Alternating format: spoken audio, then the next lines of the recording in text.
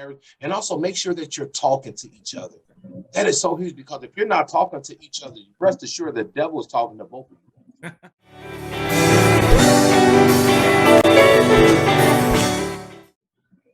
I think we have to also remember that we're one, right?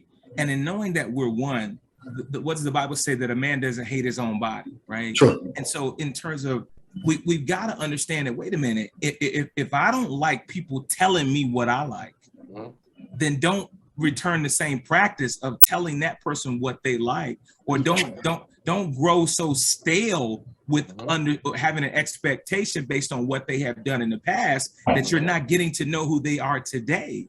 And I think that comes from communication, that comes from time away, that doesn't involve movies or doesn't involve some other theatrics. Sometimes you just need that one-on-one time, a walk in the park, or walk doing whatever, or something where you can actually focus on one another. And my wife and I, we write down these lists every so often. We write down these lists. What are the 10 things, if you could change anything about our life, our relationship, or whatever, what would you do? Right. And so we do this maybe once a year, every other year, whatever. And the list gets shorter and shorter. But at the same time, I've always been willing to, if this is a problem for you, then it's a concern for me. Right. Sure. As long as it's obviously biblically sound. And not the expectations that are unrealistic, right? And so it's like, you got to dwell with your mate according to knowledge, right? The Bible tells us that. And I think you don't get that knowledge unless you're studying them. Sure. Absolutely. So I think that obviously begs the question then, as we're talking about this whole notion of unmet expectations. I think part of the process of dealing with the frustration, right, of unmet expectations is first identifying what expectations are unmet. And then there are, obviously a couple of sub-level questions to be asked about that. For example, what are my expectations for my partner? What are my expectations for myself? Right? Because oftentimes we go into these situations, we've got expectations of them, but what do you expect from you? Husband and wife, and then of course, what are the expectations? What are the desired results for this marital relationship? Where are we going?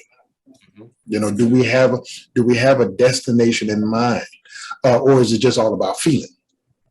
Whatever it could be, whatever it is. I'm not castigating either idea, but whatever it is, we need to sit down and actually ask the question, and then seek out an answer to the question. This is all really good foundational stuff, guys, in terms of what could bring more of a realistic picture or realistic communication system to a marriage. But then I'd like to shift us into being more pragmatic about what are some of the things that we can do to avoid these gaps, right? Besides, communication obviously is key, right? But in terms of how do we foster a relationship that that identifies the brokenness early on, and it's a process that allows us to continue to reevaluate where we are, because life happens. Individual sickness could drive a person to depression that you won't even know, and you're with them every single day, right? And so how do we set up a checkpoint, not a check the box, but a checkpoint to say, how are you? Who are you? But, so what would you guys recommend? A couple of things. I think one thing you want to do is release your expectations. I think that's really big. The next thing I think you also want to do is also observe other healthy marriages. There's nothing wrong with observing other healthy marriages, and also make sure that you're talking to each other. That is so huge, because if you're not talking to each other, rest assured the devil is talking to both of you. I like that. So make sure that you're communicating and that you're talking. There's nothing like getting that one-on-one. Mr. I like what you said, that we're talking, and that talking sometimes can be did in the absence of chaos, in the absence of noise. So that may mean ain't no Netflix and chill. It's just us having dinner, and it's just you and I. There's no conversation. Yes, thank you, Pastor. In a conversation, just us. It's no movie. It's just us talking. getting to know each other, getting to find out where we stand. That's so important to me. So that's some of the things that I think that you can do, as well as also I can't get out without saying this, also praying together. Yes. Not separately, praying together. Yes, sir. Yes, sir. I want to dig in on that communication a little bit more, because I think that there are some other levels to that we can begin to get into in terms of questions to ask or things to kind of look for, right, in the conversation. One of the questions to be asked as we're talking about communication is how are your expectations not being met? Very good. Okay. Let's go to a measurable. How would you know when your expectations are being met? Right? Has your spouse, your significant other, has your spouse met those expectations in the past?